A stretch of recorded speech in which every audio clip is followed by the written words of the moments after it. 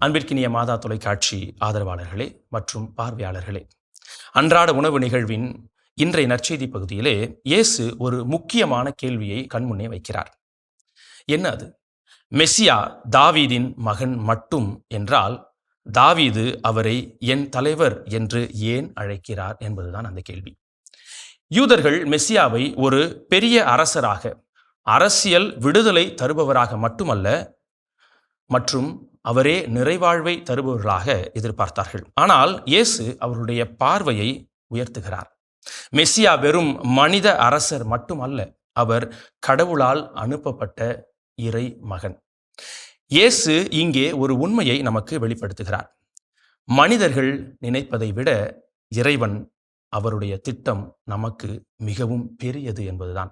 பல நேரங்களில் நாமும் கடவுளை நம் எதிர்பார்ப்புகளுக்குள் அடைத்து விட முயற்சிக்கிறோம்.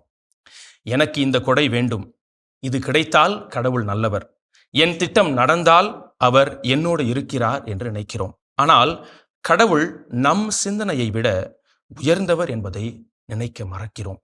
அவர் நம் தேவைகளை மட்டும் நிறைவேற்ற வரவில்லை, நம்மை மாற்றவும் மீட்கவும் வந்திருக்கிறார். நமக்கான அவர் திட்டம் மிக மிக பெரியது. இன்றைய நற்செய்தியில் மற்றொரு அழகான வரி கொடுக்கப்பட்டிருக்கிறது. பெருந்திரளான மக்கள் இயேசு கூறியவற்றை மனமுவந்து கேட்டுக்கொண்டிருந்தார்கள் என்பதுதான். ஏன் அவர்கள் மனமுவந்து கேட்டார்கள்? ஏனெனில் இயேசுவின் வார்த்தைகளில் உண்மை இருந்தது, உயிர் இருந்தது, நம்பிக்கை இருந்தது. அன்பார்ந்தவர்களே, நாமும் ஆண்டவரின் வார்த்தையை மனமுவந்து கேட்கிறோமா என்பது இன்றைய கேள்வி. மற்றும் அல்லது வெறும் பழக்கத்திற்காக மட்டும் கேட்டுவிட்டு செல்கிறோமா? பல நேரங்களிலே அன்றாட வாழ்க்கையிலே நாம் இறை வார்த்தையை கேட்க நேரிடும், வாசிக்க நேரிடும். ஆனால் அதை கேட்பவர்களாக மட்டும் இருந்துவிட்டு செயல்படுத்துபவர்களாக, அதை முழுமையாக நம்புகிறவர்களாக மாறாத ஒரு சூழல் நம்மிலே தென்படுகிறது. இறை வார்த்தை நம் வாழ்க்கையை மாற்றும் ஒரு மிக பெரிய சக்தி என்பதை உணர்ந்தவர்களாக வாழ நாம் அழைக்கப்படுகிறோம். அதை திறந்த இதயத்தோடு நாம் கேட்கவும் அழைக்கப்படுகிறோம்.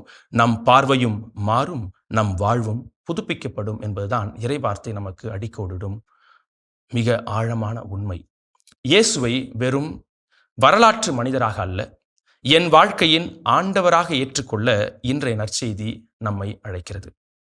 அவருடைய வார்த்தைக்கு இடம் கொடுப்போம், அவரை நம் இதயத்தின் மையமாக மாற்றுவோம் என்கிற இந்த சிந்தனையோடு இன்றைய நாளை இறை இயேசுவுடன் முன்னெடுப்போம்.